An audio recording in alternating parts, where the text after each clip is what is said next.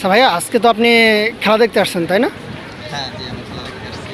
তো আপনার কি মনে হয় আজকে কে জিতবে? আজকে অবশ্যই বাংলাদেশ জিতবে। আজকে যত সুন্দর খেলতেছে দেখলাম, ওপেনিং জুটিতে কত সুন্দর খেললো। তো আমার মনে হয় আজকে বাংলাদেশ জিতে যাবে। আজকে বাংলাদেশ কত রানে টার্গেট দেবে আপনি মনে করছেন? আমার তো মনে হয় ভাই আজকে 350 প্লাস করবে, এইভাবে খেলতে থাকলে। এখন দেখা যাক, বাকিটা আল্লাহ ভরসা। আচ্ছা, আমরা সাধারণত বলতে দেখি যে বাংলাদেশ টিম নাকি আপনার ঝড়ে বগমরে এরকম নাকি খেলে। তো আপনার কি মনে হয় যে এরকম দুর্ঘটনা ঘটার সম্ভাবনা আছে? এটা অবশ্যই বাংলাদেশের টিম একটা আউট হলে আবার এদের কোনো বিশ্বাস নাই।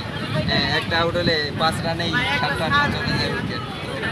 তো আপনার কি মনে হয় যে এই যে ঘটনাটা আমরা কি অ্যাক্সিডেন্টলি নিতে পারি নাকি আমরা কিভাবে নিতে পারি জিনিসটা? এখন এইটা তো পিচের উপর নির্ভর করে। আবার আমাদের মিরপুরের পিচটা তো খারাপ, যে হঠাৎ করে কোন ধারণ করবে যে ভাই আমাদের মিরপুরের পিচ হচ্ছে মেয়েদের থেকেও বেশি, কখন কোন রূপ ধারণ করবে তার কোনো ঠিক নাই।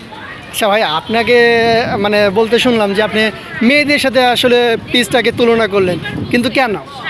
কারণ এরা আসলে মিরপুরের পিচ আর মেয়েরা আসলে গিরগিটির মতো কখন রং বদলায় তার কোনো ঠিক নাই।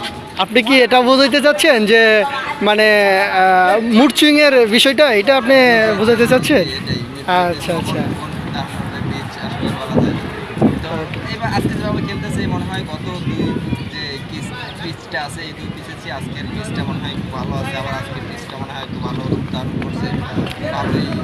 ভাই, আমি আপনাকে আরেকটা বিষয়ে প্রশ্ন করতে চাচ্ছি যে আমরা বিভিন্ন সময় দেখেছি যে বাংলাদেশের যে ক্রিকেট টিমের যে ম্যানেজমেন্ট আছে বা যে ক্রিকেট বোর্ড আছে, সেই বোর্ডের বিরুদ্ধে কি আপনার কি মনে হয় যে বোর্ড কি সঠিকভাবে কাজ করে?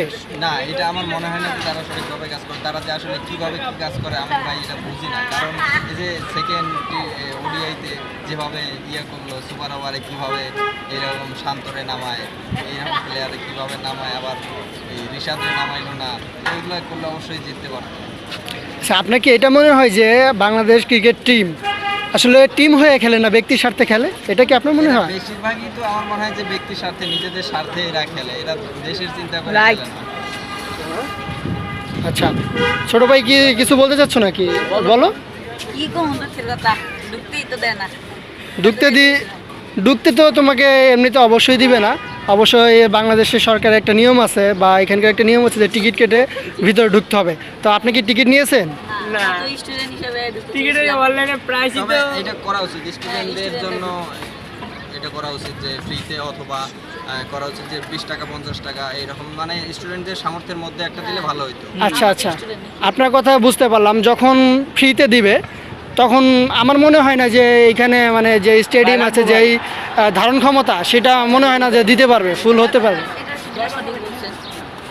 দাম তো অনেক, 100 টাকার মধ্যে থাকলে এটা আমাদের হ্যাঁ হ্যাঁ, আপনি আপনি এটা বলতে পারেন যে যে এই টিকিট প্রাইসটা দেওয়া আছে সেইখান থেকে কিছুটা চিপ প্রাইসে রাখলে স্টুডেন্ট ফ্রেন্ডলি হতো, সবাই খেলা দেখতে পারতো এবং বাংলাদেশ টিমকে চিয়ার আপ করতে পারতো, তাই তো? ওকে ভাইয়া, থ্যাংক ইউ। যারা এখানে বেশিরভাগ তো নিজের সাথে গেলে এই জন্য কেউ জিততে পারে না সহজে। আচ্ছা, তো তুমি কি বাংলাদেশ দল বা বাংলাদেশ টিমকে কোনো সাজেশন দিতে চাও?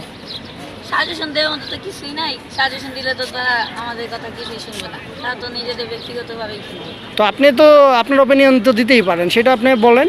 যদি তারা মনে হইলো নিল, জানা উচিত তারা তাদের টিম ওয়ার্কটা বজায় রেখে খেললেই সবচেয়ে ভালো হবে। আচ্ছা, আপনি এটা বলতে চাচ্ছেন যে মানে টিম হিসাবে খেলতে হবে, টিমের জন্য খেলতে হবে, দেশের জন্য খেলতে হবে, কিন্তু ব্যক্তির স্বার্থটাকে এখানে প্রায়োরিটি দেওয়া যাবে না, এটাই বলতে চাচ্ছেন। ওকে, থ্যাংক ইউ।